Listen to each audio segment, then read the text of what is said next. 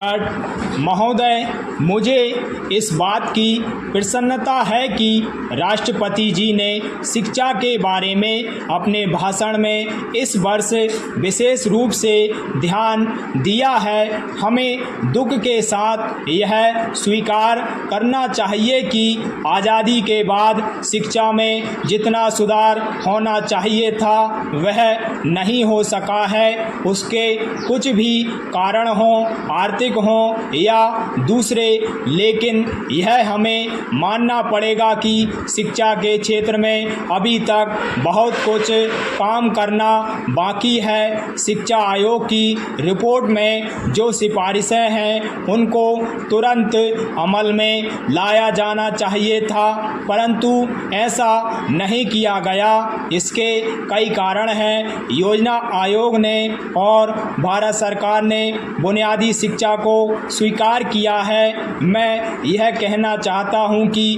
अब वह समय नहीं रहा जबकि बुनियादी शिक्षा को केवल कुछ ही क्षेत्रों में चलाया जाए, कुछ ही बेसिक स्कूल खोले जाएं और बाकी स्कूल पुराने ढंग से चलते रहें।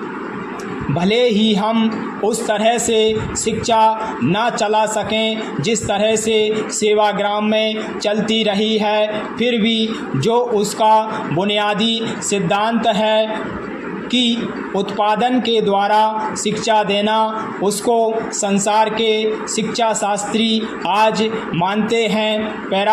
आज स्कूलों कॉलेजों की शिक्षा अच्छी नहीं है।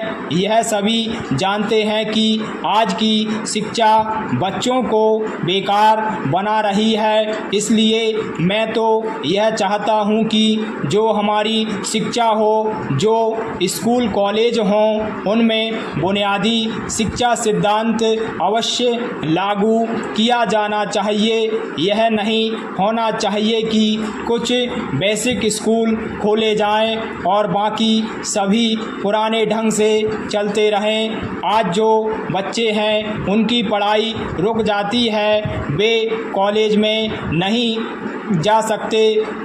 मैं समझता हूं कि हमारा शिक्षा मंत्रालय इस बात की ओर पूरा ध्यान देगा ताकि राष्ट्रपति जी ने अपने भाषण में जो कुछ कहा है वह पूरा हो सके और शिक्षा के क्षेत्र में परिवर्तन हो सके। हम अक्सर यह कहते हैं कि जब नई सरकार आती है तो नया झंडा होना चाहिए, लेकिन मैं समझता हूं कि नई सरकार के आने के साथ नई शिक्षा का भी आना बहुत आवश्यक है। राष्ट्रपति जी के भाषण में दलित जातियों के बारे में भी जिक्र किया गया है, उसको बहुत महत्वपूर्ण मानता हूँ। यद्यपि आज भारत स्वतंत्र है, लेकिन यदि हम हरिजनों की तरफ और जो अन्य जातियां हैं उनकी ओर ध्यान नहीं देंगे तो केवल सामाजिक ही नहीं, राजनीतिक समस्याएं उत्पन्न हो जाएंगी। मुझे खुशी है कि आदिवासी भी राजनीति में भाग लेकर देश को उन्नति की ओर ले जाने का प्रयास कर रहे हैं। यह न केवल राजनीतिक दृष्टि से महत्वपूर्ण है बल्कि सांस्कृतिक दृष्टि से भी बहुत महत्वपूर्ण है। हमें समझना चाहिए कि जो आदिवासी लोग हैं, जो आदिवासी क्षेत्र हैं, वे भारतवर्ष के अभिन्न अंग भी हैं। हमें उनको यह भी बतलाना चाहिए कि सारा देश उनके कल्याण के लिए और उनकी भलाई के लिए प्रयत्नशील रहा है।